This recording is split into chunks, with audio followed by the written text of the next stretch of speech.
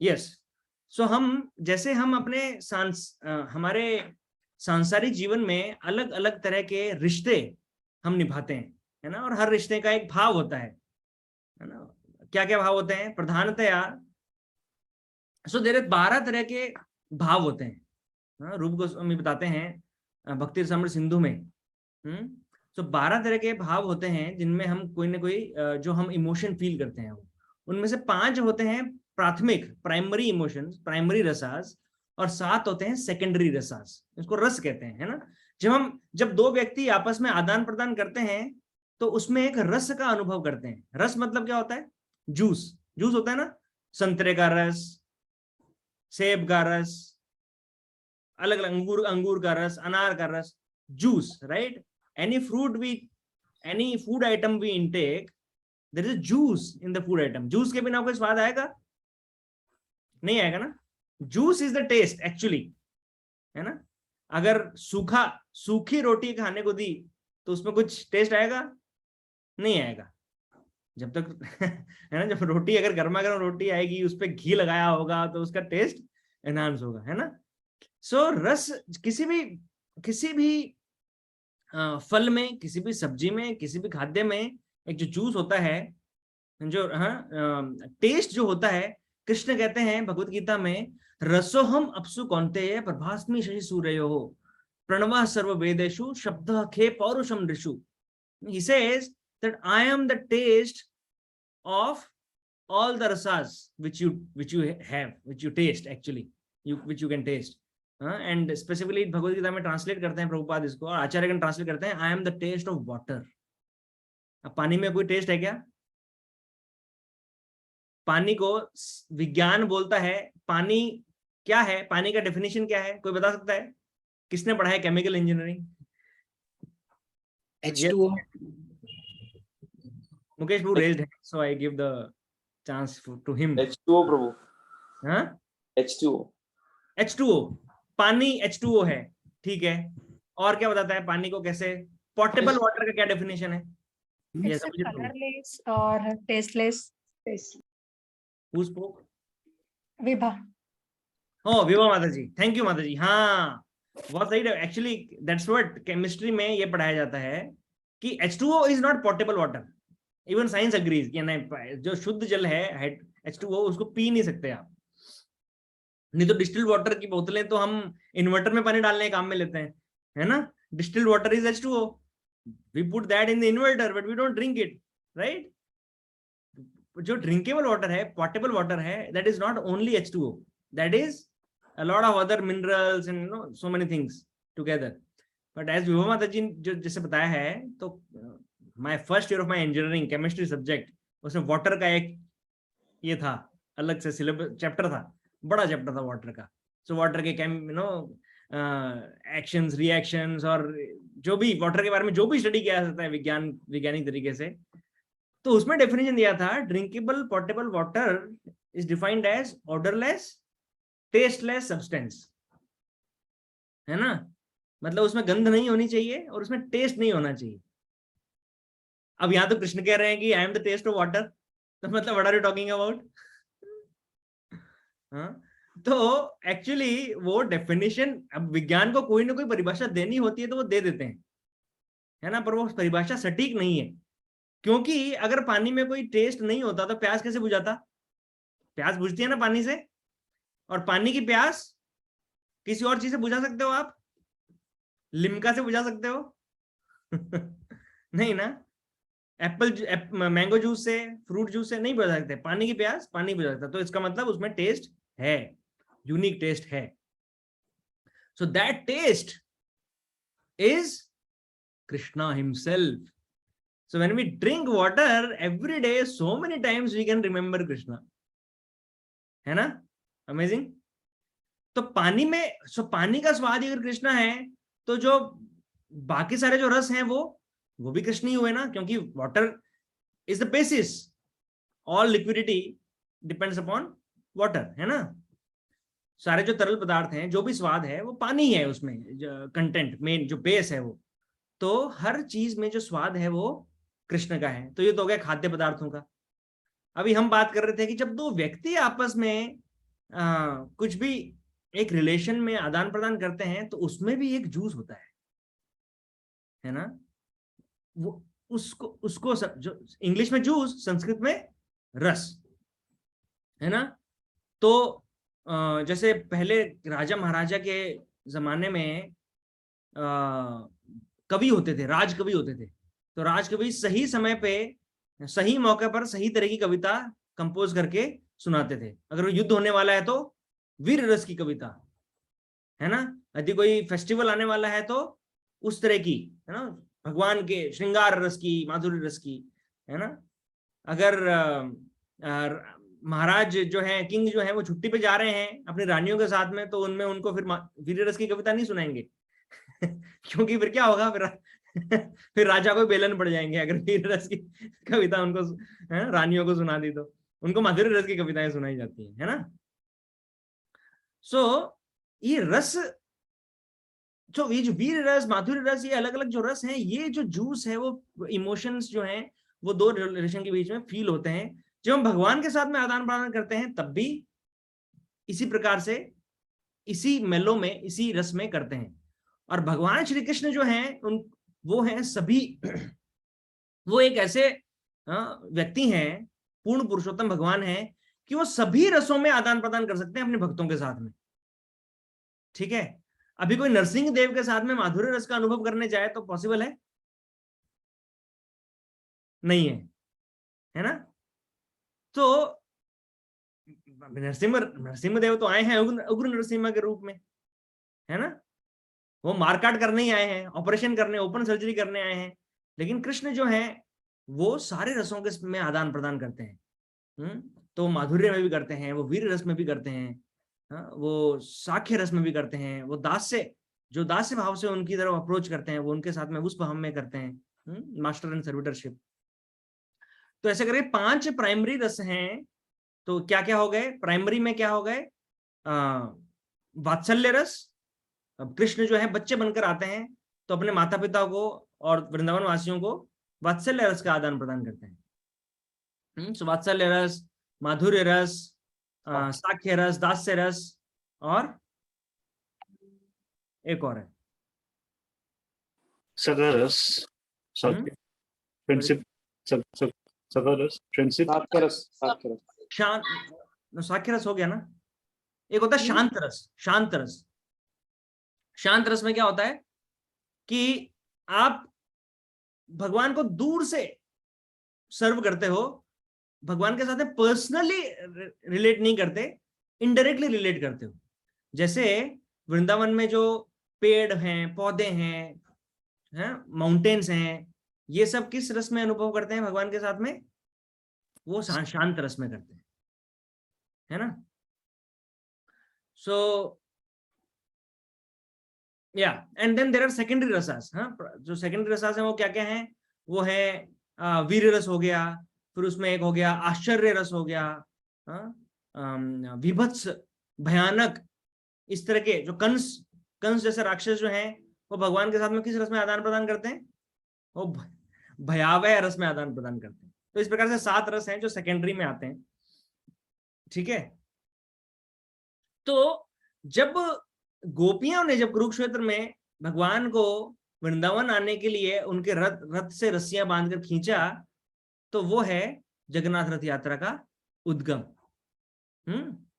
और कृष्ण ने ये वहां पर गोपियों को क्या बोला कि ये जो आपका है गोपियों, वृंदावन की गोपियों, आपका जो मेरे लिए जो भक्ति है, जो प्रेम है, वो इस ब्रह्मांड में सबसे उच्चतम है, उत्तम है।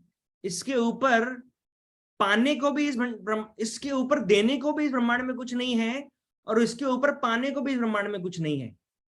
तो मैं कृष्ण भी उसके एवज में आपको कुछ दे नहीं सकता, क्योंकि जो भी दूंगा वो तुच्छ होगा उसके सामने। तो इसलिए आप क्या करो, आप उस प्रेम में ही खुश रहो, बस यही है, मैं कुछ नहीं दे सकता आपको। दिस इज द, ये जो है प्रेम की, भक्ति की पराकाष्ठा है जो गोपियां दर्शाती हैं अपनी भक्ति से। सो आज का जो दिन है वो विशेष है, 9 जुलाई। आज जो है उल्टा रथ चालू हुआ है जगन्नाथपुरी में, जगन्नाथ लास्ट वीक रथ यात्रा शुरू हुई थी 1 जुलाई को, है ना। रथ गया था श्री मंदिर से गुंडीचा मंदिर। श्री मंदिर रिप्रेजेंट्स द्वारका, गुंडीचा मंदिर रिप्रेजेंट्स वृंदावन। तो वृंदावन में जगन्नाथ बलदेव सुभद्रा वो अभी 9 दिन तक वहां रहे हैं, और अब आज जो है उनका रथ वहां से रिटर्न होके आया है जगन्नाथ मंदिर में। तो ये बहुत ही अमेजिंग लीला है ये भगवान की, वहां पर ये लीलाएं होती हैं। और एक्चुअली में जब उल्टा रथ जब आता है वहां से गुंडीचा से जगन्नाथ मंदिर में, तो वहां पर उनको एंट्री नहीं मिलती जगन्नाथ जी को, उनको अंदर घुसने नहीं दिया जाता मंदिर में। क्यों? क्योंकि जब गए थे जगन्नाथ जी तो अच्छा, श्री मंदिर में जगन्नाथ जो है वो किसके साथ में रहते हैं? वो लक्ष्मी जी के साथ में रहते हैं। वो द्वारका है ना, तो अपनी पत्नियों के साथ में रहते हैं। लक्ष्मी प्रधान पत्नी कौन है भगवान की? लक्ष्मी है। तो लक्ष्मी के साथ में रहते हैं। तो जब जाते हैं गुंडीचा रथ यात्रा से पहले, तो लक्ष्मी जी से परमिशन मांग के जाते हैं, कि हम लोग भी जाते हैं ना परमिशन मांग के पत्नी से, कि थोड़ा सा काम है, मैं जाके आऊं क्या, 1 दिन के लिए बाहर जाके आऊं क्या, ऑफिस का टूर है, बिजनेस टूर है ना, पूछ के जाना पड़ता है। पूछ के नहीं गया तो क्या होता है? खाना नहीं मिलता घर में, वापस खाना नहीं मिलता, दाना नहीं मिलता, पानी नहीं मिलता, एंट्री नहीं मिलती, है ना। तो जगन्नाथ जी भी पूछ के जाते हैं, उनको पता है भाई आगे आके भोग मिलेगा तो वो लक्ष्मी जी पकाएंगी तो भी मिलेगा, है ना। अब लक्ष्मी जी नहीं जाती हैं उनके साथ में, जगन्नाथ बलदेव सुभद्रा जाते हैं। क्यों नहीं जाती लक्ष्मी जी? लक्ष्मी जी कहती है मैं भी आऊंगी आपके साथ, परंतु उनको कोई लेके नहीं जाता साथ में। क्यों? क्यों नहीं लेके जाता? क्योंकि वृंदावन में लक्ष्मी जी की एंट्री नहीं है ना। Lakshmi ji is not allowed in Vrindavan. Why? Because her ऐश्वर्य भाव is not accepted in Vrindavan. उनका जो ऐश्वर्य भाव है भगवान के साथ में, वो वृंदावन में उसकी जगह नहीं है। वृंदावन में केवल माधुर्य और वात्सल्य, बस। तो लक्ष्मी जी जब रासलीला में, जब कृष्ण रासलीला जब कर रहे थे गोपियों के साथ में, जब वो 9 वर्ष के थे कृष्ण, एक ये भी बहुत बहुत गलत मान्यता है कि हाँ कृष्ण ने तो गोपियों के साथ में रास रचाया तो हम भी रचाएंगे, नवरात्रा में गरबा करेंगे हम भी। हाँ, उनको कॉपी करने का प्रयास करते हैं। लेकिन कृष्ण जो थे उस समय 9 साल के नहीं थे, 7 साल के थे। 9 साल की एज में तो वो चले गए थे वृंदावन से। कृष्ण क्या एज के थे? 7 साल के थे, बच्चे थे। तो लक्ष्मी जी आई थी रासलीला में पार्टिसिपेट करने के लिए, तो उनको एंट्री नहीं दी गई। उनको बोला कि आप बाहर ही खड़े रहो, ठीक है। तो लक्ष्मी जी को एंट्री नहीं मिलती वृंदावन में। तो फिर कहते हैं कि ठीक है, जगन्नाथ जी कहते हैं कि मैं 1 दिन में आ जाऊंगा। 1 दिन का परमिशन लेके जाते हैं। अब 1 दिन को गए, पर जब खुली छूट मिलती है, पत्नी नहीं होती साथ में, तो क्या होता है? व्यक्ति भूल जाता है। इतना आनंद में होता है, इतना आनंद में होता है कि सुध बुध खो बैठता है है ना। घर से जब निकलने का मौका मिलता है पत्नी के बिना, तो बहुत आनंद में होता है व्यक्ति, तो भूल जाता है कि कितना समय निकल गया है। हाँ, यार दोस्तों के साथ में बैठते हैं, खाना पीना, मौज मस्ती, पुरानी बातें, पुरानी यादें, तो याद नहीं रहता कि वापस भी जाना था घर, है ना। तो जगन्नाथ जी भी वृंदावन में जाकर भूल जाते हैं 9 दिन। फिर जब बाद में वापस आते हैं तो क्या होता है? जब घर में वापस आते हैं, पति जितना बताया था उससे 9 गुना ज्यादा समय लगाकर आएंगे, तो क्या होगा? एंट्री नहीं मिलेगी, फटके पड़ेंगे, है ना। तो जगन्नाथ जी को फिर पड़ते हैं फटके।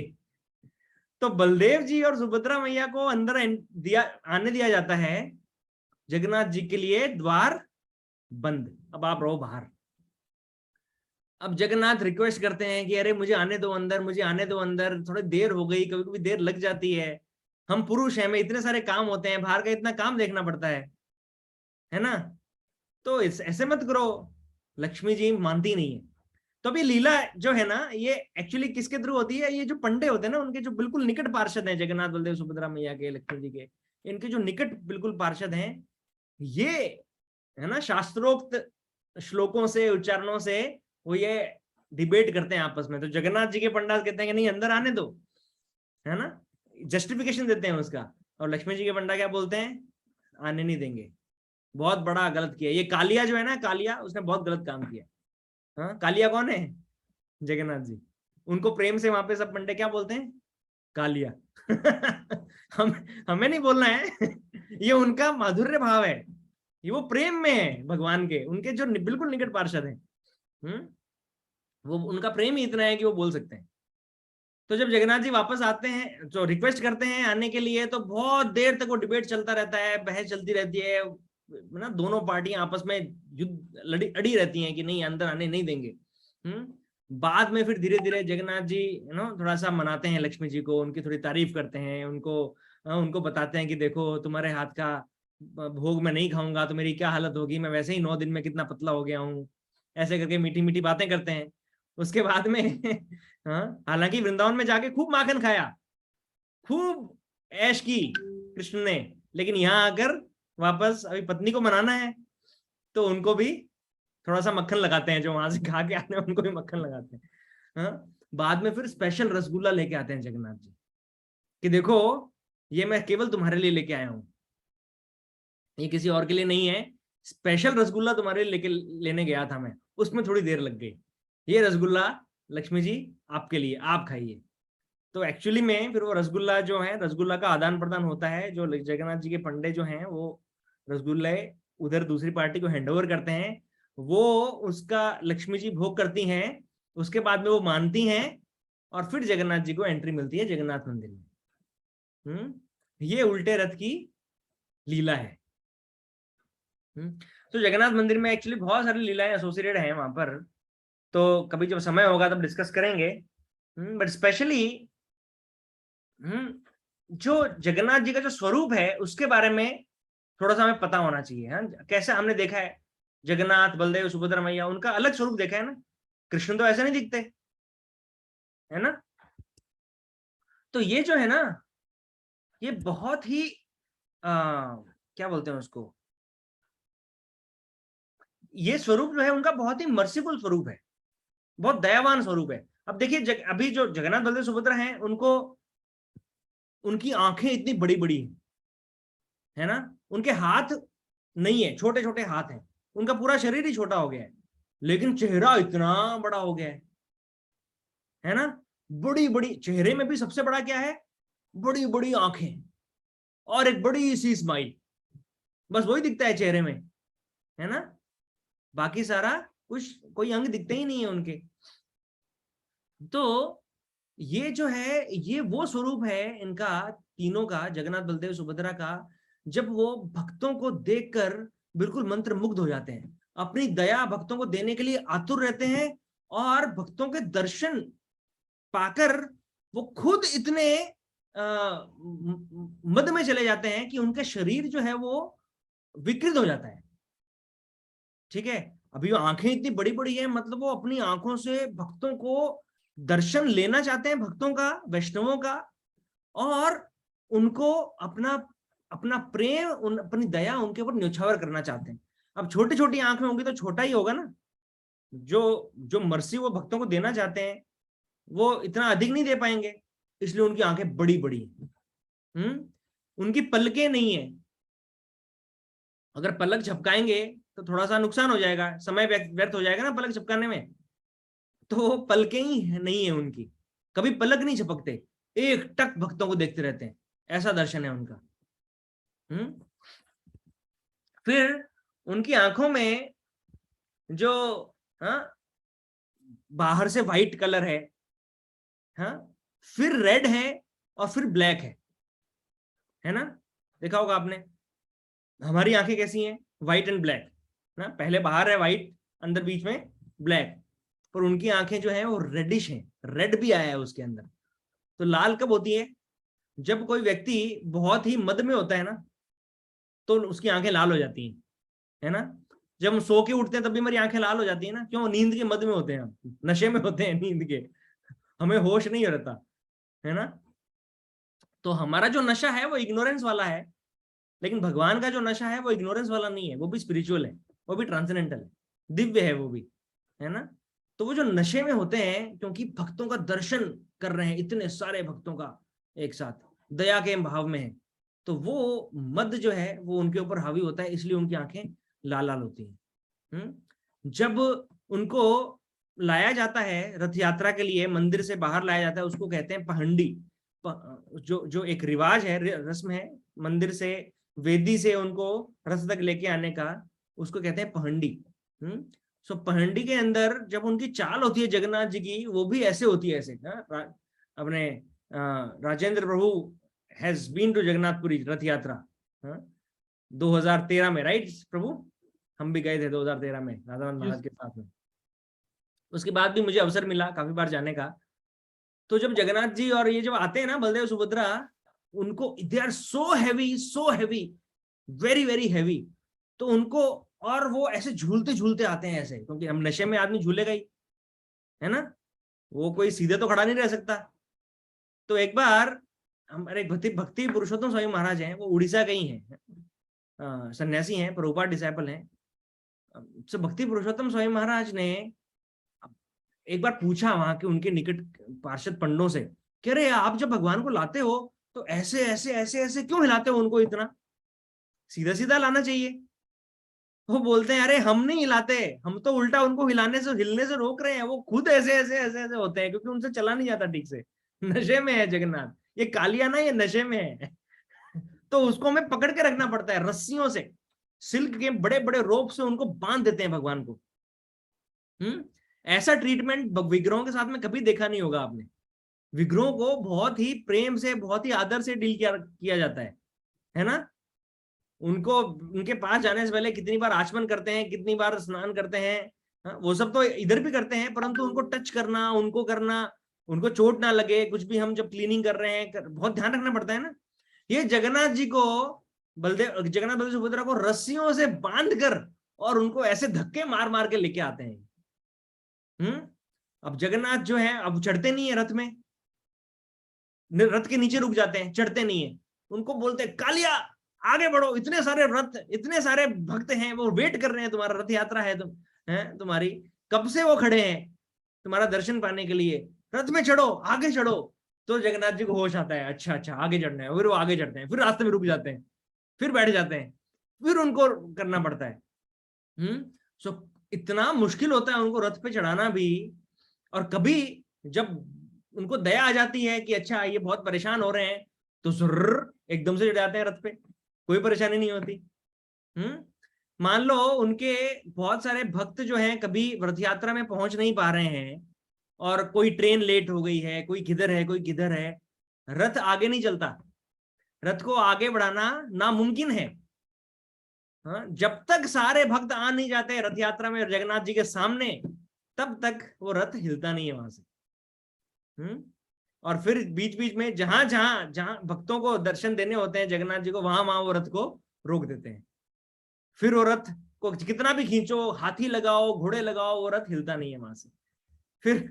फिर जब जगन्नाथ जी का मन भर जाता है कि हाँ अभी मैंने कृपा दे दी है इन भक्तों को, अभी आगे चलो, तब वो रथ आगे चलता है।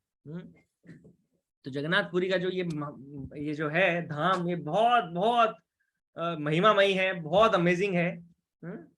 सो जगन्नाथ जी की जो आंखें खुली हैं, उसका एक अंडरस्टैंडिंग ये है, आचार्यगण बताते हैं कि पलकें नहीं है ना उनकी, तो वो जो हमेशा एकटक देखते रहते हैं। क्या देखते रहते हैं?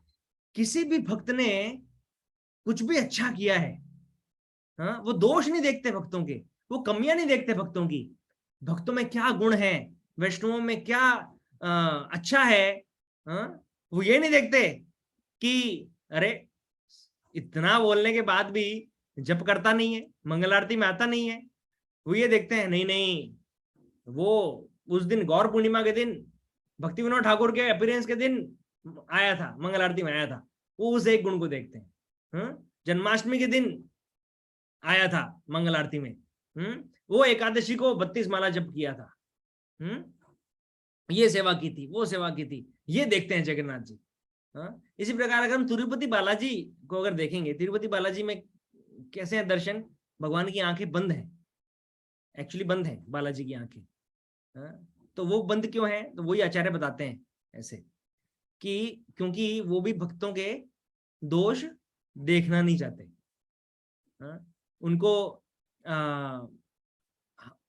उनको नजरअंदाज करना चाहते हैं, भक्तों की कमियों को, दोषों को, इसलिए वो अपनी आंखें बंद करते हैं। ठीक है। सो ये जगन्नाथ रथ यात्रा में, अभी ये आज जैसे उल्टा रथ यात्रा है और वैसे वो सीधा रथ यात्रा था, तो वहां पे रथ यात्रा में देवतागण भी आते हैं दर्शन लेने के लिए। इंद्र, चंद्र, वरुण, ये सब वहां पे, लेकिन वो कैसे हमें दिखाई नहीं देते। और काफी बार उनको जो रथ खींचना होता है ना, क्योंकि रथ खींचना एक बहुत बड़ा सौभाग्य है, जगन्नाथ का रथ खींचना। अब रथ कैसे खींचेंगे, यहाँ तो मनुष्य इतने लगे हुए हैं, तो वो मनुष्य का रूप लेकर आते हैं ऐसे, बिल्कुल, है ना, कभी गरीब किसी के रूप में, ऐसे अपने आसपास इंद्र चंद्र खड़े होंगे, हमें समझ में नहीं आएगा। इसलिए ऐसा बताते हैं हमारे गुरुजन, वैष्णवास, जब हम साथ में जाते हैं तो ऐसा हमेशा ध्यान से बताते हैं कि कभी भी आसपास कोई है, ध्यान रखना, उसको ऑफेंड मत करना, उसका अपराध मत करना। वो कोई भी हो सकता है, ब्रह्मा जी हो सकते हैं आपके बाजू में, आपके पीछे, आपको लग रहा है ये पीछे वाला व्यक्ति पसीने में लथपथ है, ये क्यों ऐसा, और जगह है नहीं, तो सब एक दूसरे चिपके, किसी का पैर किसके ऊपर गिर रहा है, किसी की चप्पलें छूट रही हैं। ये सब कौन हो सकते हैं, ये देवता होंगे। इसलिए ध्यान रखना, कभी भी किसी का अपराध मत करना। हाँ। और ये मैंने स्वयं, जब हम इतनी बार मैं रथ यात्रा में वहां पर गया हूं, तो मैंने स्वयं अनुभव किया है कि जब ये, क्योंकि जुलाई का समय वहां पे गर्मी का समय होता है, पुणे में तो बारिश हो जाती है, वहां पे बहुत गर्मी होती है उस समय, धूप बहुत तेज होती है, तो गर्मी में, और लाखों लाखों की संख्या में लोग वो एक सड़क के ऊपर आए हुए हैं, चींटियों जैसे दिखते हैं। मैंने वीडियो भेजा था ना ग्रुप पे, आपने देखा होगा। हाँ, कितने लोग थे वहां पे। तो ऐसी हालत में लोग बेहोश भी हो जाते हैं, गिर जाते हैं, तो उसके लिए नेवी होती है, नेवी आर्मी वाले लोग ध्यान, उनके बेसिकली वो एक बाउंड्री बनाकर चलते हैं और लगातार वो पानी के पाउच फेंकते हैं, पानी के फव्वारे से, पाइप से बौछार करते हैं, ताकि किसी को गर्मी ना लगे, किसी को ये ना लगे। हाँ, तो ऐसा भी हो सकता है काफी बार वहां पर। तो जब जगन्नाथ जी रथ में जब तक बैठते हैं, तब तक बहुत धूप होती है, आसमान में एक बादल का कोई भी निशान नहीं होता। और जैसे ही सारा उनका ना भोग लगा, उनका पूजन हुआ, उसके बाद रथ की जब तैयारी चालू होती है, एकदम से सामने से बहुत सारे बादल आते हैं, गड़ गड़ गड़ गड़ गड़ गड़ करते हुए। हाँ, इंद्रदेव स्वयं लेकर आते हैं बादलों पर, और उनको प्रणाम करते हुए, उनको दंडवत करते हुए वहां पर बारिश होती है, हर बार होती है जगन्नाथ रथ यात्रा में। जब रथ चालू होने से पहले वो इंद्रदेव प्रणाम करेंगे, बारिश करेंगे उसके रथ यात्रा से पहले पहले। और क्या होता है, रथ यात्रा से पहले जो राजा हैं उड़ीसा के, आज भी वो राजवंश चल रहा है, तो उड़ीसा के राजा व्रत के सामने आकर झाड़ू लगाते हैं। तो राजा के लिए भी जगन्नाथ जी वेट करते हैं, जब तक राजा नहीं आता तब तक रथ चालू नहीं होता। ही कीप, क्योंकि वो जो राजवंश है वहां का, दे आर प्योर डिवोटीज, वो शुद्ध भक्त हैं भगवान के, जगन्नाथ के। तो ये चैतन्य महाप्रभु के समय से महाराज प्रताप रुद्र ने ये जब झाड़ू लगाया था जगन्नाथ जी के रथ के सामने, तब जैसे लास्ट टाइम मैंने आपको बताया था, है ना, तो चैतन्य महाप्रभु उनसे बहुत प्रभावित हुए थे। उन्होंने फिर डिसाइड किया था कि हाँ, ये जो राजा है ये मेरी कृपा का पात्र बनेगा, इसमें घमंड नहीं है, इसमें अपने पद का बिल्कुल लेश मात्र भी गर्व नहीं है। चैतन्य महाप्रभु अपनी शिक्षाओं में भी सिखाते हैं, तृणादपि सुने चैन तरोर इव सहिष्णुना अमानिना मान देना कीर्तनीय सदा हरि। तृणादपि सुनी चैना, कि वैष्णवों को कैसा होना चाहिए। तृण, तृण का मतलब क्या होता है, ब्लेड ऑफ ग्रास, एक घास का तिनका। घास के तिनके के समान उनको विनम्र होना चाहिए। तरोर अपि सहिष्णुना, तरोर, तरु का मतलब क्या होता है, पेड़, वृक्ष, है ना, वृक्ष के समान टॉलरेंट होना चाहिए, सहिष्णु होना चाहिए, सहन करने की शक्ति होनी चाहिए। अमानिना, मान देना, अपने स्वयं के लिए कोई मान की अपेक्षा नहीं करनी चाहिए वैष्णव को, और मान देना, परंतु बाकी सबको, सभी वैष्णवों को अधिक से अधिक मान देना चाहिए। और कीर्तनीय सदा हरि, ऐसी अवस्था, जब ये तीन जब इंस्ट्रक्शन फॉलो करेंगे वैष्णव, कौन कौन से, घास के समान विनम्र, पेड़ के समान टॉलरेंट, और अमानिना, मान देना, सबको मान देंगे, खुद मान की अपेक्षा नहीं करेंगे, ऐसे वैष्णव कीर्तनीय सदा हरि, सिर्फ ऐसे वैष्णव ही 24/7 सदा सदा भगवान हरि का कीर्तन कर सकते हैं, भगवान हरि का जप कर सकते हैं। भगवान हरि का नाम किसकी जीवा पर रहेगा हमेशा? वो ऐसे भक्तों की जीवा पर रहेगा। अभी घास का एग्जाम्पल क्यों दिया है? क्या घास विनम्र होती है? घास के ऊपर, जब हम घास के ऊपर चलते हैं तो घास कंप्लेन नहीं करती ना। हमारे पैर जब पड़ते हैं घास के ऊपर, तिनकों के ऊपर, तो वो दब जाती है घास, हमारे जाने के बाद में वापस उठ जाती है ना। इतनी विनम्र है घास, हमें आघात भी नहीं पहुंचाती, हमें चोट नहीं पहुंचाती, हमें पूरा आराम देती है। हमारे पैरों को अच्छा लगता है ना घास पे चलने से, है ना। तो घास इतनी विनम्र है, तो इसलिए विनम्रता के सर्वोच्च एग्जाम्पल में घास का एग्जाम्पल दिया चैतन्य महाप्रभु। फिर पेड़ को क्यों सहिष्णु बोला गया है? सबसे, पेड़ हमें सब कुछ देता है, छांव देता है, फल देता है, औषधि देता है, पत्ते देता है, और वही पेड़ को जब हम काट देते हैं कुछ नहीं बोलता, कुछ नहीं कहता, कोई कंप्लेन नहीं करता, है ना। वो कटने के बाद भी हमें अपनी लकड़ी, अपने जो भी पेड़ का सारा जो है काम आता है ना हमारे लिए, इतना सहिष्णु पेड़ होता है। तो इन उदाहरणों को साथ में चैतन्य महाप्रभु बोलते हैं कि वैष्णव के जो क्वालिटीज हैं वो ये होनी चाहिए। सो मैं बता रहा था कि प्रतापरुद्र महाराज जो रथ के सामने जब उन्होंने झाड़ू लगाया था, तब चैतन्य महाप्रभु ने उनको कृपा देने कृपा देने के बारे में उन्होंने डिसीजन ले लिया था। और उसके बाद में उन्होंने कृपा कैसे दिखाई प्रतापरुद्र महाराज को? जब जगन्नाथ रथ यात्रा में महाप्रभु ने इतनी सारी कीर्तन मंडलियां बनाई थी। कितनी मंडलियां थी, कौन बताएगा? 7। हाँ, 7। शीतल माता जी ने हाथ उठाए बिना बता दिया, जबकि दूसरे डिवोटीज हैंड रेज कर रहे थे। तो अब से कृपया फिर बताएं, ठीक है। Yes, thank you Shashi. 7 कीर्तन मंडलियां, उनमें से 4 रथ के आगे और बाकी के 3 साइड्स में।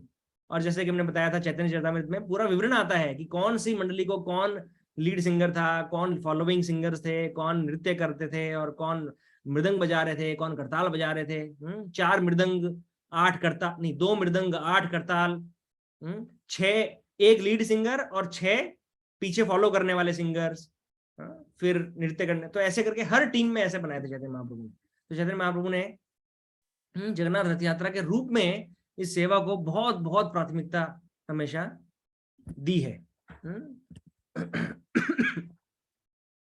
और फिर जो भक्ति विनोद ठाकुर, हमारी परंपरा में, चैतन्य महाप्रभु की परंपरा में जो आचार्य भक्ति विनोद ठाकुर आते हैं, उन्होंने भविष्यवाणी की थी कि बहुत जल्दी ही एक ऐसा भक्त आएगा जो चैतन्य महाप्रभु का नाम पूरे संसार में प्रचार करेगा। महाप्रभु ने भी वो भविष्यवाणी की थी कि पृथ्वी ते आचे नगरादि ग्राम सर्वत्र प्रचार होई वो मोर नाम। महाप्रभु बोले थे कि एक ऐसा पृथ्वी ते आचे नगरादि ग्राम, कि इस पूरे पृथ्वी में नगरादि ग्राम, नगर में और गांव में क्या होगा? पृथ्वी ते आचे नगरादि ग्राम सर्वत्र प्रचार होगा सब जगह पे। किसका? होइबे मोर नाम, मेरे नाम का प्रचार होगा। तो इस प्रकार चैतन्य महाप्रभु इसमें भी ये भी सेल्फ भविष्यवाणी करते हैं, सेल्फ डिक्लेरेशन करते हैं कि आई एम कृष्णा हिमसेल्फ। हालांकि उनको जब भगवान कहकर संबोधित करते थे, उनको जब उनको कहते थे, जब उनके पार्षद भगवान के रूप में संबोधित जब करते थे, तो वो अपने दोनों कान बंद कर लेते। वो कहते थे नहीं, विष्णु विष्णु, कृष्ण कृष्ण, कि नहीं मैं नहीं हूं भगवान। भगवान कौन है? कृष्ण है, विष्णु है। परंतु उनकी लीलाओं से और शास्त्रों के कथनों से हमें पता है कि वो स्वयं भगवान है। श्री कृष्ण चैतन्य राधा कृष्ण नहीं अन्य, ऐसा श्लोक आता है चैतन्य चरितामृत में कि ये जो कृष्ण चैतन्य है, ये कौन है? ये जो राधा और कृष्ण का युगल अवतार हैं। सो देन भक्ति विनोद ठाकुर ने भविष्यवाणी की थी चैतन्य महाप्रभु के बाद में कि जल्दी वो समय आने वाला है जब एक सेनापति भक्त आएगा महाप्रभु का, और वो सेनापति भक्त इस संसार में महाप्रभु का नाम का प्रचार करेगा। और वो सेनापति भक्त कौन है? कौन है? यस अभिजीत प्रभु। प्रभुपाद।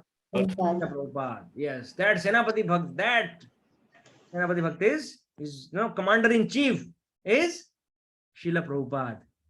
लेकिन कमांडर इन चीफ जो होता है सेनापति, तो सेनापति मतलब किसका पति है? सेना का पति है। तो सेना भी है ना उनकी कोई, तो सेना कहाँ है? हाँ, the entire ISKCON world, all the devotees, all the congregation, all brahmacharis, they are the soldiers. इसीलिए हम जब बात करते हैं किसी भी सेवा के बारे में तो हम कैसे बात करते हैं? We are the soldiers. कौन है? कौन सेना है? कौन सेना ना? सोल्जर्स, इस सेवा में ये इतने सोल्जर चाहिए, इस सेवा में इतने सोल्जर चाहिए, है ना? तो हम हैं वो सेना, और हमारे सेनापति कौन है? वो है Srila Prabhupada. Okay, so something more from रथ यात्रा।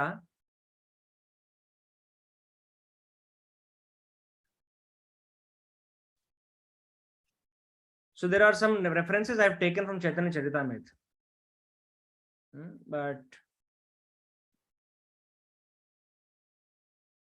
okay, I think that उसके लिए ना अपने को फिर वो जो प्रोजेक्ट वगैरह करना पड़ेगा, तो हम उसको स्किप कर देते हैं। May be some time else चैतन्य चरितामृत हम जाएंगे। So yeah, so ये जो है, when we talk about the qualities of the devotees, right? So Lord Vishnu, एक बार दुर्वासा, ये प्रसंग आता है श्रीमद् भागवतम में। जब दुर्वासा मुनि लॉर्ड विष्णु से मिलते हैं, भगवान विष्णु से मिलते हैं, तो भगवान विष्णु उनको बताते हैं कि मेरे जो भक्त हैं ना, उनमें मुझे दो क्वालिटीज, जो दो गुण हैं जो बहुत अधिक पसंद है। वैष्णवों में दो ऐसे गुण हैं जो मुझे अत्यधिक पसंद हैं। वो कौन से गुण हैं? पहला गुण भगवान बताते हैं कि मेरे जो भक्त हैं उनको कुछ नहीं चाहिए, उनकी कोई अभिलाषा नहीं होती। अभिलाषा मतलब, डिजायर मतलब, ना तो कोई भौतिक इच्छा, ना कोई आध्यात्मिक इच्छा भी नहीं होती। अभी ऐसा क्यों कहा भगवान ने? आध्यात्मिक इच्छा तो होनी चाहिए ना, हमें अधिक से अधिक प्रयास होना चाहिए। हम ऐसी बात करते हैं हमेशा कि हाँ, मैं एकादशी का उपवास अच्छे से पालन कर सकूं, मैं 16 माला जप अच्छे से कर सकूं, मैं मॉर्निंग प्रोग्राम अधिक से अधिक अटेंड कर सकूं, भागवतम पढ़ सकूं, भगवद्गीता पढ़ सकूं, अध्ययन कर सकूं, प्रचार कर सकूं, बुक डिस्ट्रीब्यूशन करना है, फंड कलेक्शन करना है, ये सब तो अभिलाषा होनी चाहिए ना हमारी। पर भगवान क्या इंगित कर रहे हैं? He says, my devotees do not even desire spiritual world. मतलब भौतिक संसार में तो मेरे भक्तों को कुछ नहीं चाहिए, वो तो क्लियर ही है, परंतु उनको ये भी नहीं चाहिए कि उनको मोक्ष की प्राप्ति हो, उनको आध्यात्मिक जगत में, you know, back to, although we say कि back home, back to godhead is our mission, is our purpose. हाँ, वो पर्पस है, वो पर्पस लेकिन किसके लिए है? वो भगवान की सेवा के लिए, वो भगवान की भक्ति के लिए है ना। पर जो शुद्ध भक्त होता है वो क्या डिजायर करता है कि भगवान आप मुझे चाहे आध्यात्मिक जगत में बुलाओ या ना बुलाओ, है ना, मुझे चाहे आप नरक में रखो, परंतु मैं आपके नाम का प्रचार करना चाहता हूं, ये मेरी एक इच्छा है, दैट्स इट। हाँ, आपके नाम का प्रचार करने की शक्ति, उसका एम्पावरमेंट आप मुझे दीजिए। हाँ, श्रीला प्रभुपाद, हाँ, सो डिवोटीज, शुद्ध भक्त कहते हैं, भगवान कहते हैं, विष्णु जब बात करें दुर्वासा मुनि से, तो कहते हैं कि मेरे जो भक्त हैं वो नरक में भी जाने को तैयार हो जाते हैं बद्ध जीवों के उद्धार के लिए, हाँ, प्रीचिंग के लिए। और शिला प्रभुपाद की लाइफ में हम देखते हैं, जब गए थे यूएस यहाँ से, तो कहाँ पे रह रहे थे? न्यूयॉर्क में एक जगह है, उसका नाम था उस समय बाउरी। हाँ, वो बाउरी में कौन रहते थे? सारे के सारे ड्रग एडिक्ट्स, ड्रंकर्ड, हिप्पी लोग, जो ड्रग खा खा के वहीं पे मतलब बैठे बैठे मर भी जाते थे। उनको कोई म्यूनिसिपैलिटी वैन आती थी, उनको उठा के लेके जाती थी, इतनी बुरी अवस्था थी। हाँ, श्रील प्रभुपाद बताते हैं लीलामृत में कि मैं एक दिन कुछ वॉक करने गया, पावरी में रह रहे थे एक अपार्टमेंट के अंदर। हाँ, वहां से मैं नीचे वॉक करने गया, जब आया तो एक हिप्पी जो है वो जो स्टेयर केस जाता था वहां पर, उनके अपार्टमेंट जो भी वो शेयरिंग में रहते थे, वो भी एक ड्रग एडिक्ट ही था, दूसरा लड़का, जिसने बाद में श्रील प्रभुपाद की हत्या करने का भी प्रयास किया। इसके लिए बाद में श्रील प्रभुपाद को वहां से भागना पड़ा रात को, आधी रात को अपना सब सामान छोड़ के। सो एनीवे, सो वो एक छोटा सा अपार्टमेंट था, वहां पर उसके जाने के लिए सीढ़ियां थी। तो वो बोले कि जब मैं वापस आ रहा था वॉक करके, तो कोई किधर पड़ा था रास्ते में, कोई किधर नशे में पड़ा था, कोई कैसे, और एक हिप्पी मैंने देखा कि अपार्टमेंट की सीढ़ियों के ऊपर ऐसे गिरा हुआ है। और जब मैंने उसको अपनी स्टिक, मेरे पास जो प्रभुपाद एक स्टिक रखते थे ना अपने पास चलने के लिए, बूढ़े व्यक्ति जो रखते हैं स्टिक है ना सपोर्ट के लिए, तो मैंने स्टिक से उसको टच करके देखा तो उसने कुछ रिस्पॉन्ड ही नहीं किया। तो मैं समझा ये शायद मर ही गया है, शायद इधर पड़ा पड़ा। कितनी बार वैसी अवस्था में लोगों को देखते थे जो कि उल्टियां कर रहे हैं, यूरिन पास कर रहे हैं, अब के कपड़े गंदे किए हुए हैं और वहीं पड़े हैं। ये हालत थी।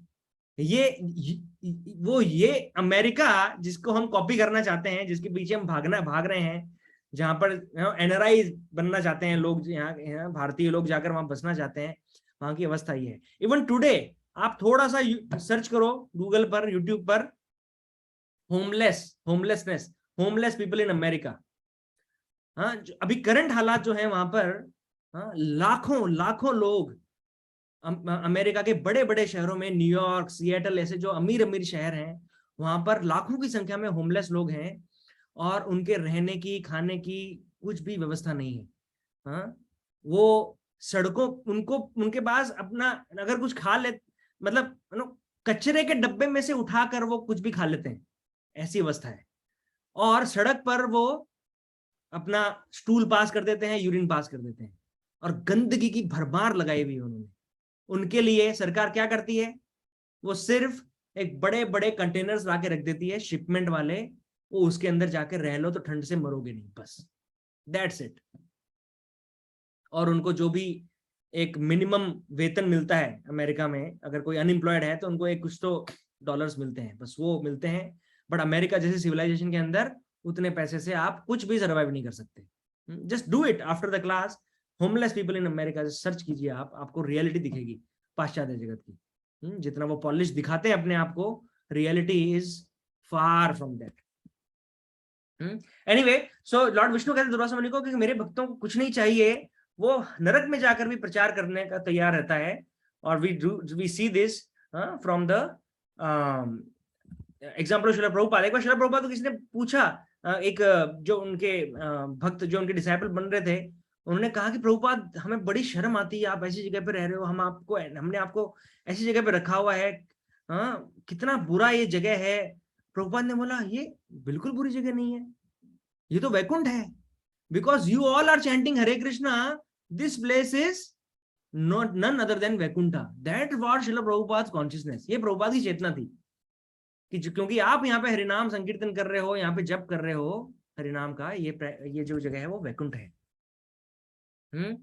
जो भक्त हैं भगवान के वो शुभ और अशुभ क्या है उसके अंदर कोई डिफरेंस नहीं करते।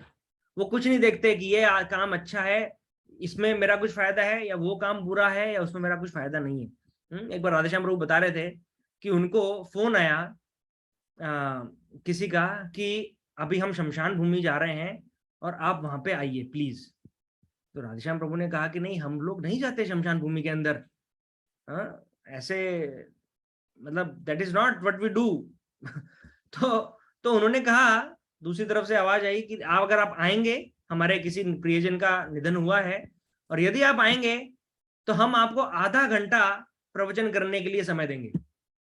तो राधेश्याम प्रभु ने बोला, अरे ये तो बड़ी अच्छी बात है, प्रचार करने का मिल रहा है, ठीक है हम जाएंगे, शमशान भूमि में जाके प्रचार करेंगे। और वो गए, उन्होंने आधा घंटा उनको स्लॉट दिया।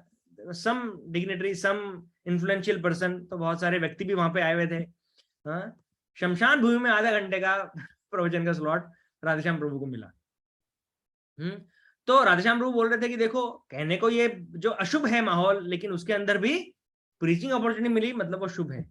तो इस प्रकार से एक बार राधा गोपीनाथ प्रभु जो है ना अपने चौपाटी मंदिर में बहुत सीनियर ब्रह्मचारी हैं, राधेश्याम प्रभु के भी सीनियर हैं, राधा गोपीनाथ प्रभु, वो बता रहे थे एक बार कि मुझे एक बार एक विवाह समारोह में से आमंत्रण आया कि विवाह होने वाला है हमारे घर में और बहुत बड़ा फंक्शन है, और कृपया आप आइए, आप कृष्ण भक्त हैं, आप आइए, आपका आशीर्वाद मिलेगा।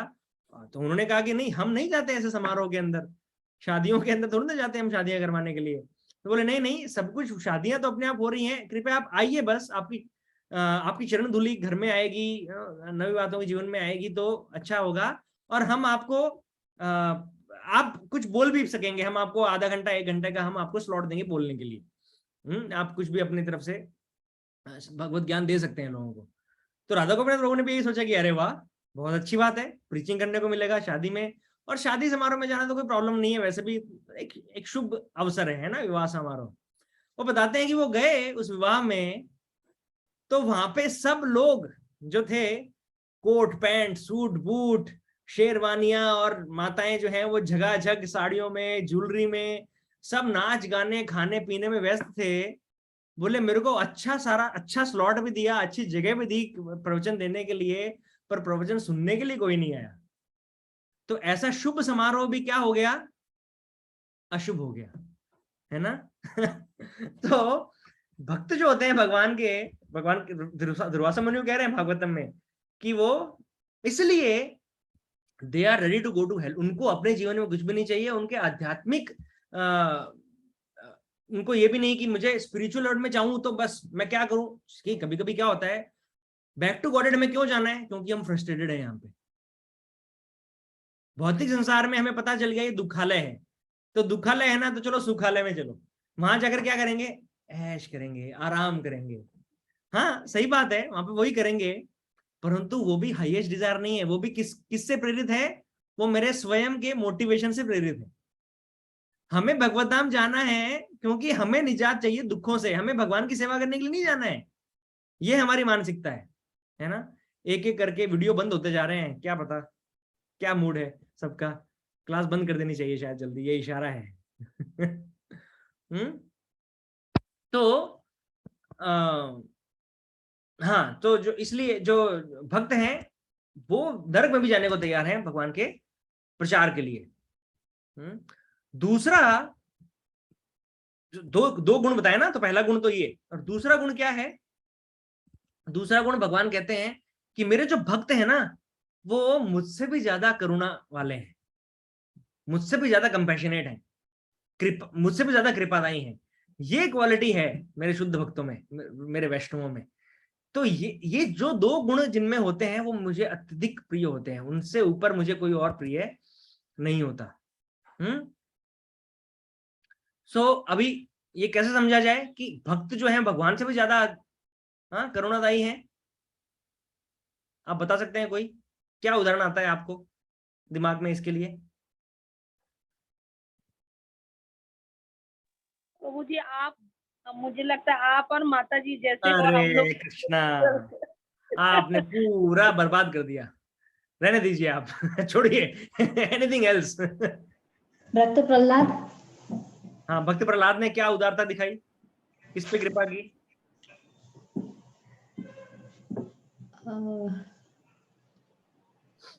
उनके पिताजी पे वो after he dies then he asked that he should go to हाँ, yes yes, very good. Narsingh Dev कहते हैं कि देखो, हाँ प्रहलाद वेरी गुड, तुम्हारे असुर पिता ने तुम्हें इतना कष्ट दिया, फिर भी तुमने मुझसे क्या मांगा, उनका लिबरेशन मांगा।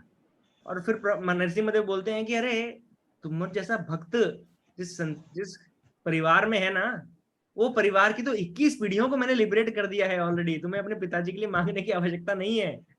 हाँ?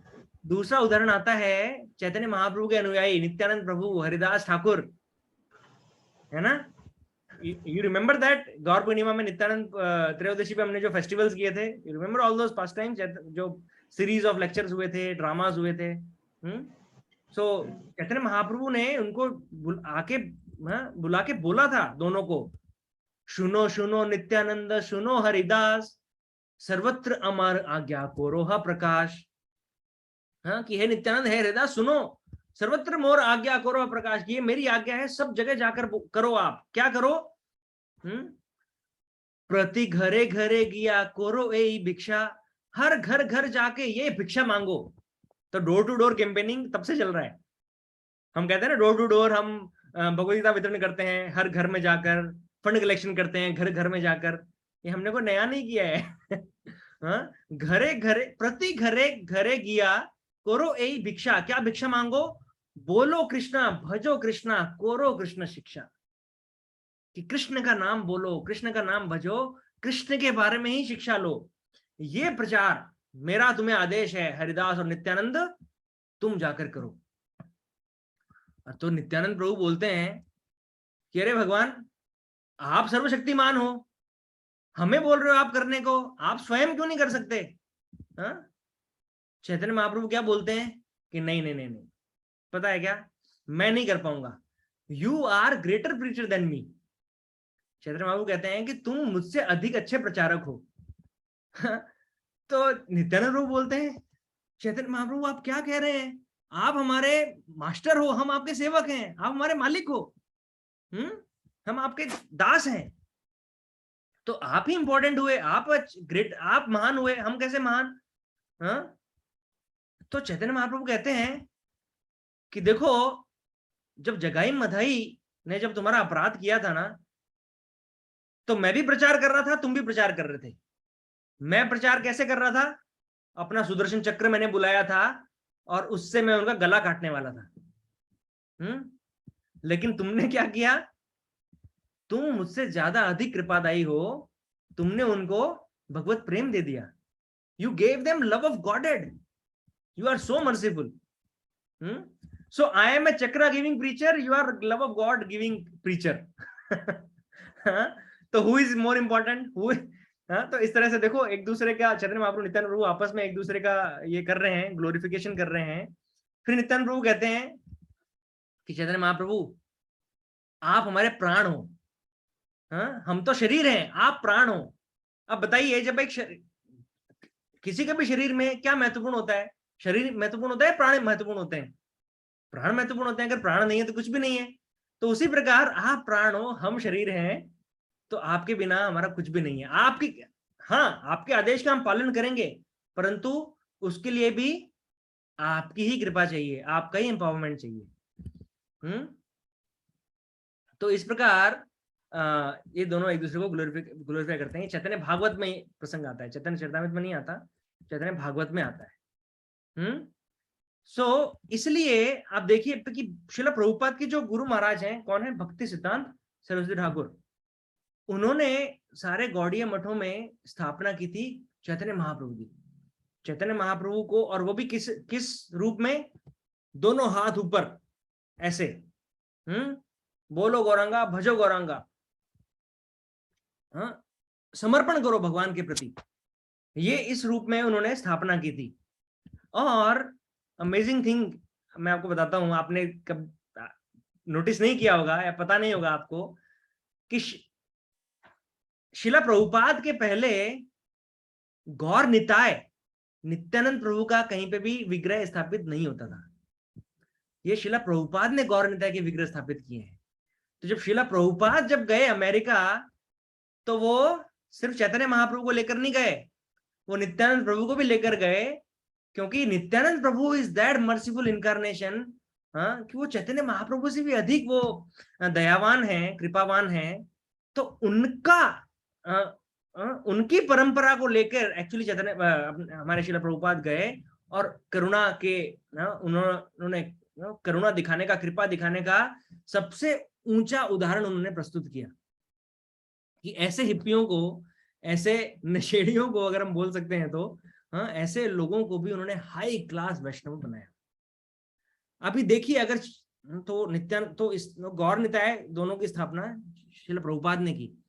अब सोचिए कि प्रभुपाद अगर नहीं जाते पाश्चात्य जगत में, तो क्या होता, कैसे होता, ये इस्कॉन की स्थापना कैसे होती, प्रचार कैसे होता।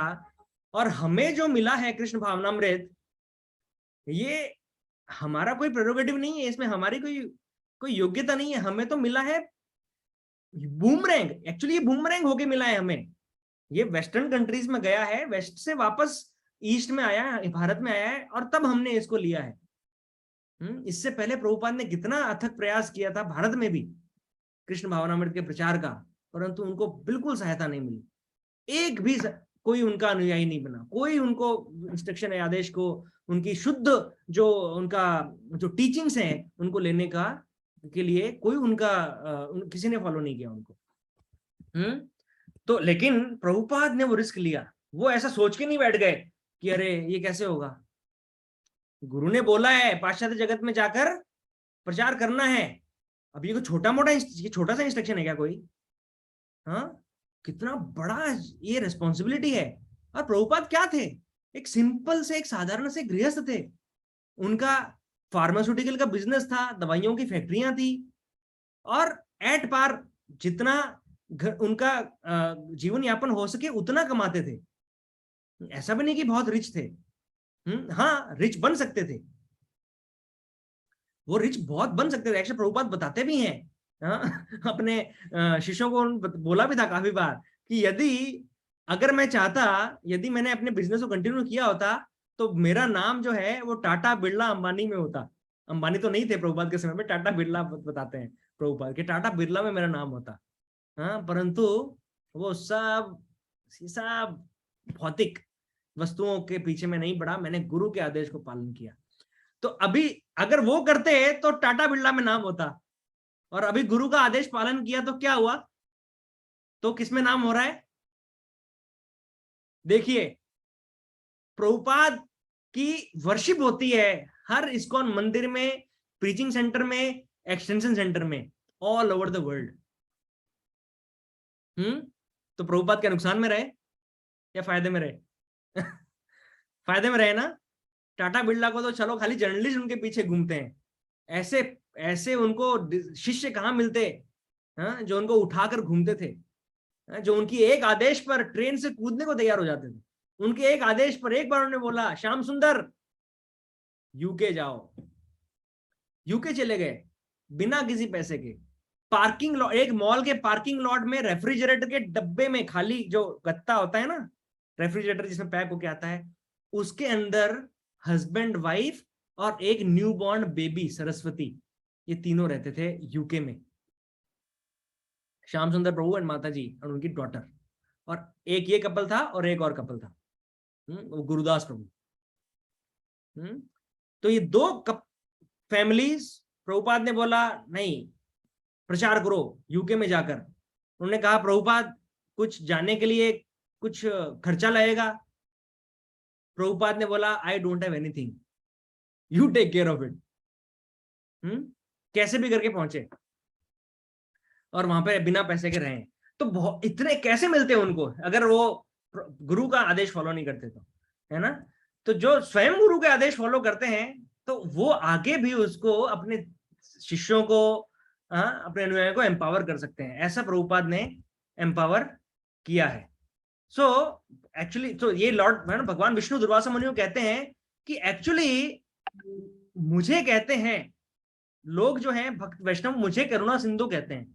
हे, हम कहते हैं ना, हे कृष्ण करुणा सिंधु दीन बंधु जगतपते।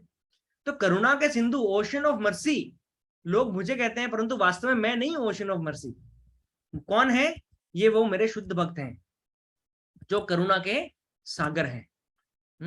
और ये जो क्वालिटी है, ये जो दया की, जो कृपा की जो गुण है मेरे भक्तों में, ये वो क्रेस्ट जूल, वो जो टॉप मोस्ट क्वालिटी है वैष्णवों की, वो मुझे बहुत अत्यधिक प्रिय है। और अगर किसी वैष्णव, मतलब अभी कहने का मतलब क्या है, अगर किसी में अगर ये क्वालिटी नहीं है कृपा देने की, तो इसका मतलब वो वैष्णव नहीं कहलाया जा सकता, है ना। तो इस प्रकार से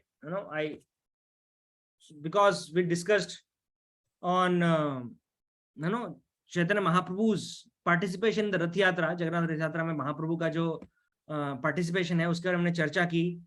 तो उसके संदर्भ में मैंने सोचा कि ये इसके बारे में डिस्कस करना चाहिए कि जो कृपा दे रहे हैं चैतन्य महाप्रभु, वो कृपा का पात्र बनने के लिए हमारे अंदर भी वो क्वालिटीज होनी चाहिए। प्रताप रुद्र महाराज को चैतन्य महाप्रभु ने कृपा दी क्योंकि उन्होंने उनमें वो क्वालिटीज, उनमें जो गुण देखे। क्या, कैसे कृपा दी उन्होंने? चैतन्य महाप्रभु ने उनको, जब चैतन्य महाप्रभु जो नृत्य कर रहे थे सातों के सातों कीर्तन मंडलियों में, एक साथ कर रहे थे, वो दृश्य केवल कुछ भक्त ही देख पा रहे थे। उनमें से एक भक्त बनने का सौभाग्य मिला प्रताप रुद्र महाराज को, क्योंकि वो दूर से देख रहे थे और उसको देख रहे थे चैतन्य महाप्रभु एक साथ 7 रूपों में विस्तारित किया है अपने आप को, और एक साथ नृत्य कर रहे हैं। तो ये जब उन्होंने अपने इनको बताया रामानंद राय को, सार्वभौम भट्टाचार्य को, तब सबने समझ लिया कि हाँ, आखिरकार प्रतापरुद्र महाराज को कृपा दे दी है भगवान ने, चैतन्य महाप्रभु ने। और पहले क्यों नहीं दे रहे थे? क्योंकि वो राजा से जो भौतिक मानसिकता वाले लोग हैं, जो ऐश्वर्य में रहने वाले लोग हैं, उनको मैं चैतन्य महाप्रभु कहते थे कि मेरी कृपा नहीं मिल सकती, क्योंकि उनकी अभिलाषा है ना कोई, है ना, उनका राजकाज में डूबे हुए हैं, ऐश्वर्य में रह रहे हैं। Women and money, Chaitanya Mahaprabhu says this in Chaitanya Charitamrita, कि मनी एंड विमेन इनमें लिप्त रहते हैं, रिच लोग जो होते हैं वो, उनको मेरी कृपा नहीं मिल सकती। तो लेकिन जब उन्होंने झाड़ू लगाया रथ के सामने, तब राजा ने दिखाया कि हाँ, वो एक बहुत ही विनम्र स्वभाव के राजा हैं, भक्त राजा हैं, जगन्नाथ जी के लिए अपना मुकुट उन्होंने त्याग दिया है, तब उनको कृपा मिली। तो इसी प्रकार अभी जन्माष्टमी पर आते हैं। इट्स 7:45। तो इस बार जन्माष्टमी जो है 19 अगस्त को है, ठीक है। पिंपले सौदागर में जन्माष्टमी फेस्टिवल 14 अगस्त को मनाया जाएगा, थोपटे लॉन्स में, ठीक है। ये मैं एक बार पहले बता चुका हूं, जो नहीं सुना है वो ध्यान दे सकते हैं। उस दिन जन्माष्टमी नहीं है, लेकिन जन्माष्टमी हम सेलिब्रेट करेंगे शाम को 5 बजे से लेकर रात को 9 बजे तक, ठीक है। तो बहुत सालों से हम ये करते आए हैं, 10 साल 12 साल हो गए अभी करते हुए। और 18-19 को कैंप मंदिर में प्रोग्राम, जन्माष्टमी प्रोग्राम रहेगा। तो हम उसमें भी, हमारी मेन सेवाएं यहीं पे रहेंगी।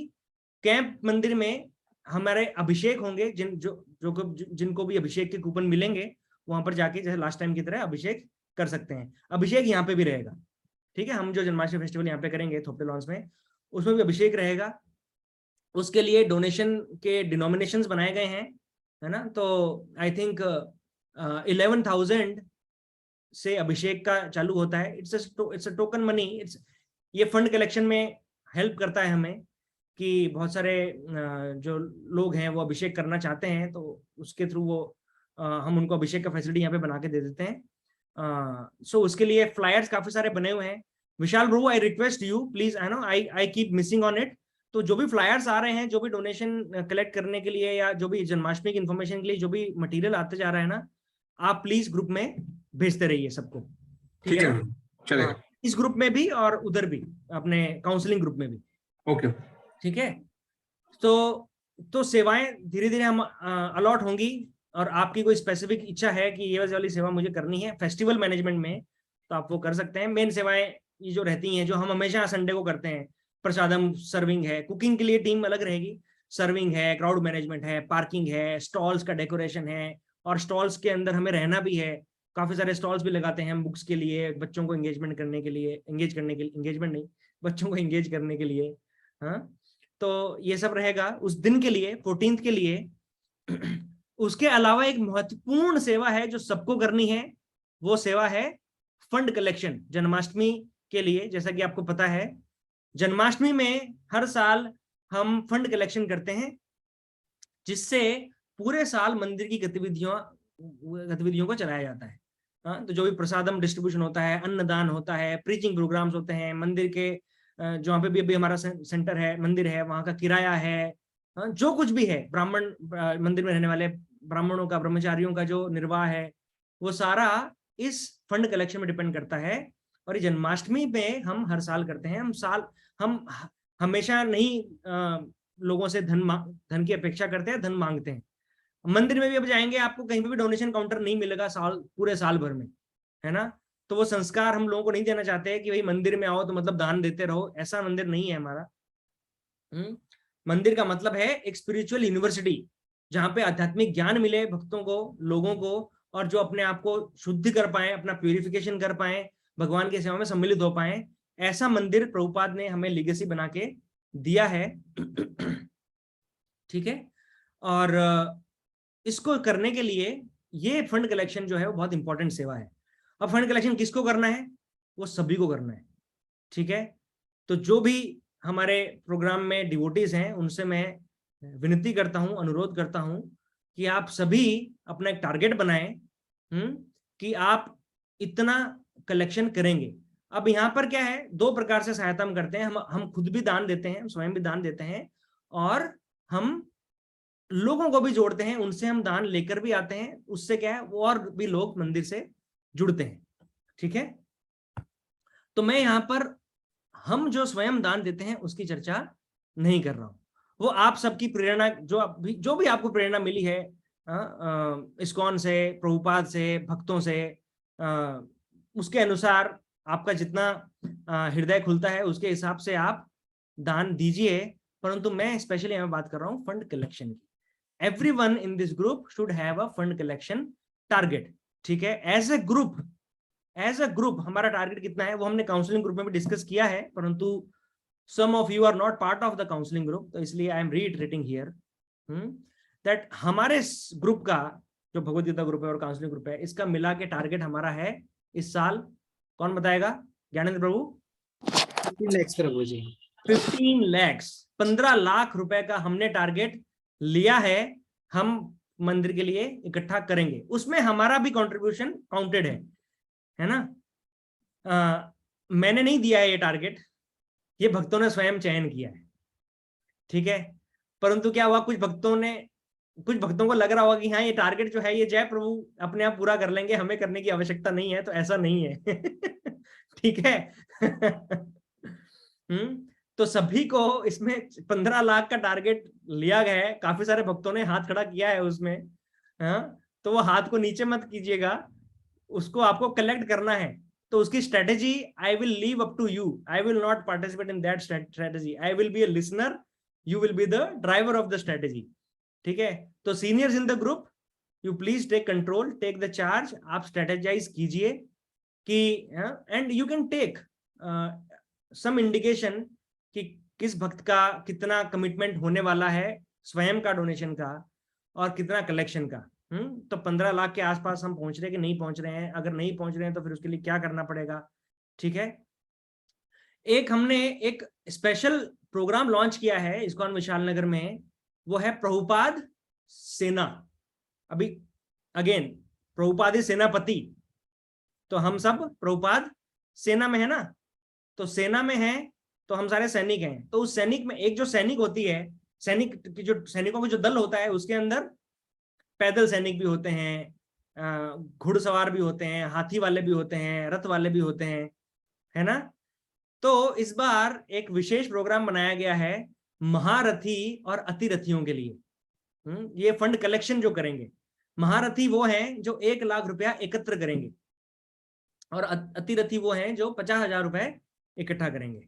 ठीक है, so I am expecting most of you to be महारथीज और अतिरथीज। ठीक है, उसके नीचे कोई कैटेगरी नहीं है ना। अब कोई कह सकता है कि नहीं, मैं तो देखो 40,000 रुपए इकट्ठा कर सकता हूँ, 30,000 ही कर सकता हूँ, मेरा कैपेसिटी उतना ही है, मैं ऐसे ज्यादा नहीं कर पाऊंगा। तो कोई प्रॉब्लम नहीं है, you can still sign up for अतिरथी। उससे क्या होगा, 50,000 का जो है टारगेट, राइट, अतिरथी वाला, उससे क्या होगा ना, आपको जो दूसरे जो अतिरथी हैं उनका, अतिरथियों का संग मिलेगा, और उस संग में आपका अचीवमेंट जो है वो बढ़ जाएगा। ऐसा होता है हमेशा, बुक डिस्ट्रीब्यूशन में ऐसा होता है ना। हर बार हम टारगेट लेते हैं, हम इतना बुक्स को डिस्ट्रीब्यूट करेंगे, लेकिन हमारे एफर्ट किए बिना ही बहुत सारा डिस्ट्रीब्यूशन हो जाता है, होता है ना। हमें क्या करना होता है, सिर्फ भक्तों के साथ में जाना होता है, बस, दैट्स इट। अब कोई कह सकता है, अरे क्या इस्कॉन में हम आए आध्यात्मिक जीवन को आगे बढ़ाने के लिए, भगवद गीता भागवतम पढ़ने के लिए, ये क्या पैसा इकट्ठा करने के लिए भेज रहे हैं? ये कोई अच्छी बात है क्या? देखिए, ये इस्कॉन संस्था को चलाने के लिए स्वयं प्रभुपाद ने भी भिक्षा मांगी है।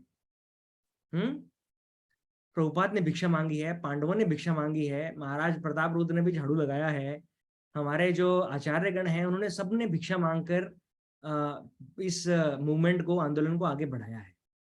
जब देश में क्रांतिकारी आंदोलन चल रहा था ब्रिटिशर्स को भगाने के लिए, तब क्रांतिकारी ने भी बहुत भिक्षा मांगी है, गांधी जी ने भी भिक्षा मांगकर आंदोलन चलाया है।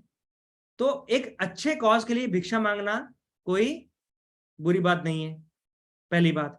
दूसरी बात ये कि आपको, हमें एक लगना ही नहीं चाहिए कि हम भिक्षा मांग रहे हैं, क्योंकि हम भिक्षा मांग नहीं रहे हैं। हम क्या कर रहे हैं, हम लोगों को जा रहे हैं कृष्ण देने के लिए, उनसे कुछ लेने के लिए नहीं जा रहे हैं, है ना। जैसे चैतन्य महाप्रभु ने कहा कि बोलो कृष्ण भज कृष्ण करो कृष्ण शिक्षा, प्रति घरे घरे गया करो यही भिक्षा। भिक्षा हमारी क्या है? भिक्षा हमारी मांगने के लिए नहीं है, हमारी देने के लिए है। नित्यानंद प्रभु बोलते थे अरे कृष्ण का नाम लो एक बार, मैं पैर पड़ता हूं आपके। हम क्या कर रहे हैं? लोगों को कृष्ण से कनेक्ट कर रहे हैं। यदि कोई 1 रुपए 11 रुपए 51 रुपए भगवान कृष्ण में की सेवा में लगाता है तो क्या होता है?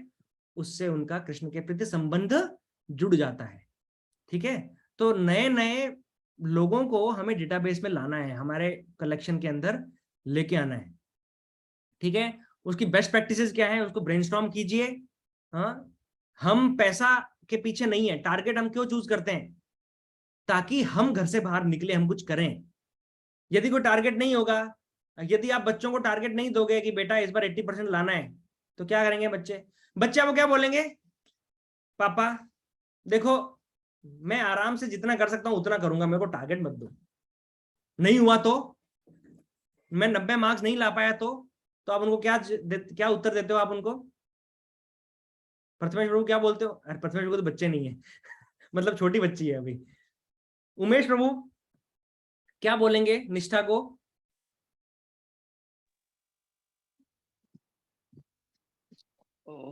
क्या बोलेंगे प्रभु जी, अभी तो ऐसा मौका पड़ा नहीं है, अवसर आया नहीं ऐसा।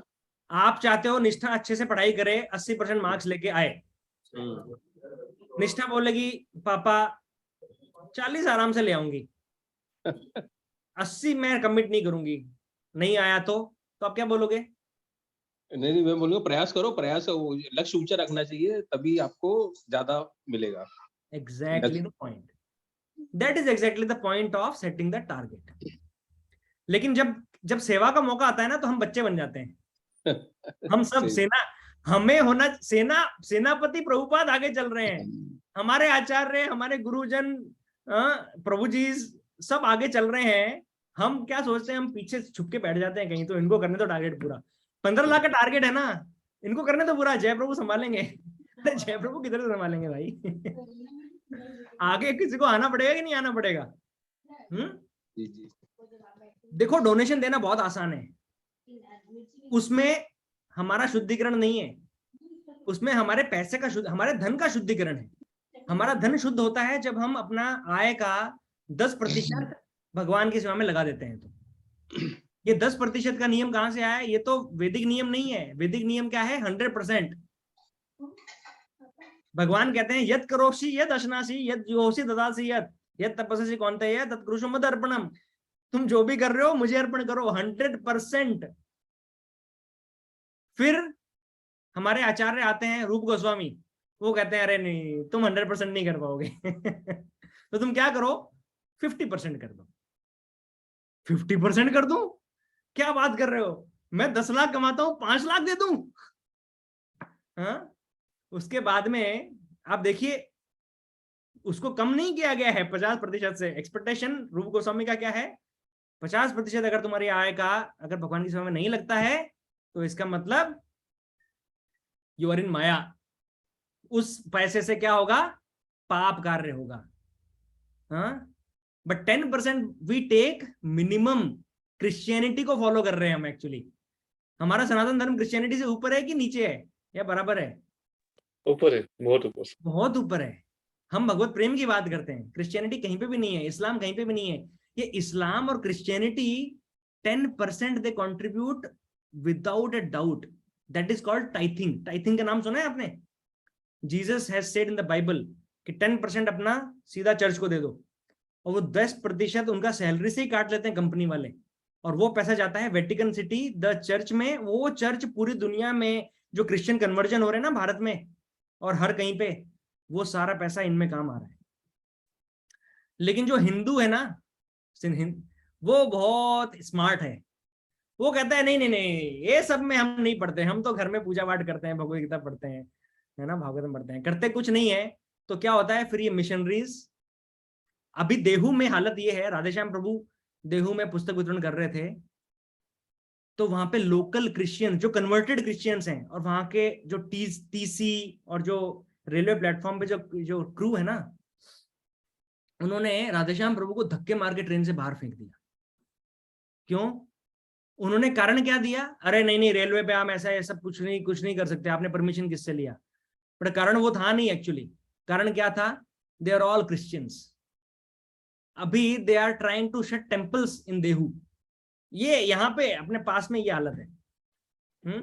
सो others are not stopping, missionaries are not stopping, so we also have to take that missionary spirit.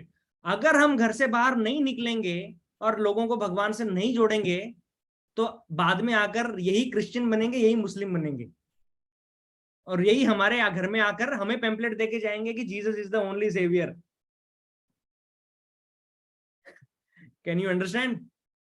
So of course I didn't want to bring these kind of angles, but we are doing is सेवा। ठीक है, हमारा mission है preaching mission, and we go out and connect to everyone just like Nityananda Prabhu did, Haridas Thakur ji, है ना। हमारी वो परंपरा है, हमें वो पालन करना है। टारगेट हम इसके लिए ही सेट करते हैं कि हमें थोड़ा सा पिंच रहे कि अरे अरे मुझे इसके लिए कुछ करना है। अगर कोई अंबानी बोले अरे यार मैं तो 1 लाख रुपए दे देता हूँ, चलो तुम्हें, कुछ है उसके लिए 1 लाख रुपए? नहीं है ना। दान कितना होना चाहिए? अभी रिसेंटली करने प्रभु क्लास में बता रहे थे कि काफी भक्त पूछते हैं कि दान कितना देना चाहिए हमें, या सेवा भी है कितनी करनी चाहिए, कलेक्शन के लिए कितना बाहर हमें निकलना है, कितना टारगेट रखना चाहिए? उतना करना चाहिए कि हमें थोड़ा सा पिंच हो, थोड़ा सा हमें मुश्किल हो करना। अगर आसान है तो क्या किया फिर? लास्ट ईयर मैंने 50,000 दिया अगर मान लो दान, या मैंने 50,000 कलेक्ट किया, तो मेरे लिए वो तो इजी हो गया ना अब, क्योंकि I have crossed that barrier. मेरे मानसिक जो मेरा एक बैरियर था कि मैं 50,000 कैसे दूं, आप सोचिए 5 साल पहले का समय, 50,000 कितना लगता था आपको दान देना? अरे हम 100 रुपए दान देते थे, 1,000 रुपए दान देते थे, आज हम 50,000 रुपए दान दे रहे हैं। तो हमने वो एक क्रॉस कर लिया है ना बैरियर। अभी वो क्रॉस कर लिया है तो आगे का कुछ और होना चाहिए ना, है ना। जब हम जिम में कसरत करते हैं तो हम वेट को बढ़ाते जाते हैं, बॉडी बिल्डिंग करने के लिए हम भार को बढ़ाते हैं, सेम नहीं रखते या कम नहीं करते, है ना। तो इसी प्रकार fund collection is more important than fund giving donation also, क्योंकि उसके लिए हमें अपने से, अपनी कंफर्ट जोन से, हमारी जो इंजीनियर हूं मैं, डॉक्टर हूं मैं, इतना कमाता हूं, मेरा ये एक स्टेटस है सोसाइटी में, हमें वो छोड़कर बाहर निकलना पड़ता है ना। इसलिए ये बहुत बहुत महत्वपूर्ण है। So I request all of you कि आप एक टारगेट बनाएंगे और वो टारगेट आप ग्रुप पे डालेंगे, ठीक है। मानसिक टारगेट नहीं चाहिए। अब ये टारगेट 2 तरीके का हो सकता है, एक तो अमाउंट का, और मैं कलेक्शन की बात कर रहा हूँ, डोनेशन की बात नहीं कर रहा। I know you will give donation, तो खुद का तो आप कंट्रीब्यूशन अच्छे से देंगे ही देंगे, because you are connected for so long and you are deriving, कितना प्रेरणा हमें मिल रहा है मंदिर से, तो उसमें तो कोई दो संशय है ही नहीं। I am talking about collection. ये हमारा, अगर हम कलेक्शन नहीं कर रहे हैं मतलब हम प्रीचिंग मिशन में आए ही नहीं, हम मिशनरी बने ही नहीं, हम सेनापति हमारे हैं पर हम सेना में गए ही नहीं, ठीक है। तो 2 तरीके से आप टारगेट दे सकते हो, या तो ये कि मैं इतना धन एकत्रित करूंगा, एक तो ये है, दूसरा कि मैं इतने लोगों से धन एकत्रित करूंगा, ठीक है। आप कॉम्बिनेशन में दीजिए या इन दोनों में से एक तरह का टारगेट दीजिए, ये आपको टारगेट देना है। ये है उनके लिए मैसेज जो कि इस ग्रुप में है, काउंसलिंग ग्रुप में नहीं है, ठीक है। जो काउंसलिंग ग्रुप से कनेक्टेड हैं उनको 15 लाख कैसे अचीव करना है वो प्लान कल मुझे पब्लिश करना है। You will give that plan to me, ठीक है। So you connect among yourself, किसका कितना कंट्रीब्यूशन आएगा, कितना कलेक्शन आएगा, ये आप प्लान बनाएंगे, and I will also play a role in that plan. You will tell me कि जय प्रभु आपको इतना करना पड़ेगा, इसके बिना नहीं होगा, एंड मैं विनम्रता से आपके आदेश की पालना करने का भरसक प्रयास करूंगा, ठीक है। अगर आप मुझे 15 लाख का भी टारगेट देना चाहते हो आप मुझे दे दो, I will sign up for it. आप मुझे 10 लाख का टारगेट देना चाहते हो दे दो, बिकॉज हम तो प्रभुपाद के सेना में चल रहे हैं, हम डरने वालों में से नहीं है, ठीक है।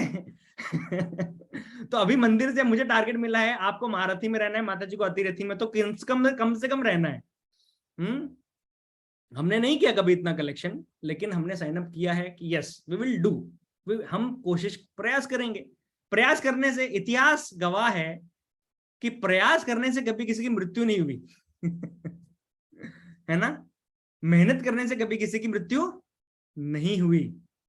ठीक है, तो ये दिमाग में रखिए कि एक टारगेट हमारा होना ही चाहिए। काउंसलिंग ग्रुप के जो लोग हैं वो मुझे टारगेट पब्लिश करेंगे और एक प्लान पब्लिश करेंगे कल तक।